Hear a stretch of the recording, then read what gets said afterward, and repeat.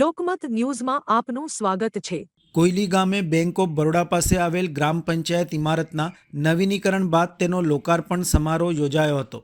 આ લોકાર્પણ વાઘોડિયા વિધાનસભાના ધારાસભ્ય ધર્મેન્દ્રસિંહ વાઘેલાના વરદ હસ્તે કરવામાં આવ્યું હતું।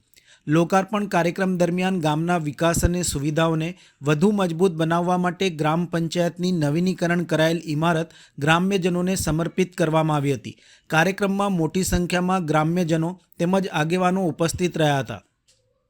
આ પ્રસંગે જિલ્લા પંચાયતના સભ્ય હંસાબા રાજુભાઈ ગોહિલ, પૂર્વ જિલ્લા પ્રમુખ અશ્વિનભાઈ પટેલ, સંતરામ મંદિરના મહંત દર્શનદાસ મહારાજ તેમજ ભગવાનદાસ મહારાજ, કોયલી 1 તાલુકા સદસ્ય પૂનમભાઈ જાદવ, કોયલી સરપંચ રોમાબેન સાગરભાઈ ગોહિલ, કોયલીના સામાજિક આગેવાન લાલીભાઈ ગોહિલ સહિત ગ્રામ પંચાયતના સભ્યો અને મોટી સંખ્યામાં ગ્રામ્યજનો ઉપસ્થિત રહ્યા હતા।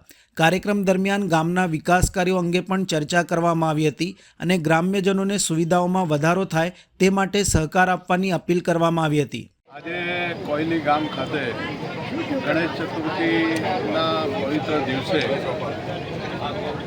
જે પંચાયતનું ખાતમુહૂર્ત મારા હાથે કરવામાં આવ્યું હતું એનું લોકાર્પણ જે ભારતીય જનતા પાર્ટીની પરંપરા પ્રમાણે જેનું ખાતમુહૂર્ત જે ધારાસભ્ય, જિલ્લા પંચાયત સભ્ય કે સરપંચશ્રી કરતા હોય એનું લોકાર્પણ પણ એ જ વ્યક્તિના હાથે થાય એટલું ઝડપી કામ કરાવવામાં આવતું હોય છે। અમારા ગામના સરપંચશ્રી, તાલુકા પંચાયત સભ્યશ્રી, જિલ્લા પંચાયતના સભ્ય આ તમામ લોકોએ ખૂબ વહેલી તકે કામ સારી ક્વોલિટીને સારી ગુણવત્તાનું થાય એવી દેખરેખ હેઠળ 9 મહિનાની અંદર આ ગામ પંચાયતનું 25 લાખ રૂપિયાનું બિલ્ડિંગ તૈયાર કર્યું એનું આજે લોકાર્પણ રાખવામાં આવ્યું હતું। આ લોકાર્પણ પ્રસંગે તાલુકા પંચાયત સભ્યશ્રીઓ, ગામ પંચાયતના સરપંચશ્રી, ગામ પંચાયતના સભ્યો, જિલ્લા પંચાયતના સભ્યશ્રી આ તમામ લોકોને ગામના સૌ વડીલો, આગેવાનો, બહેનો, સંતો તમામ લોકોએ મળીને આજે લોક ઉપયોગી ગામની રોજે રોજની જરૂરિયાત પડતું ભવન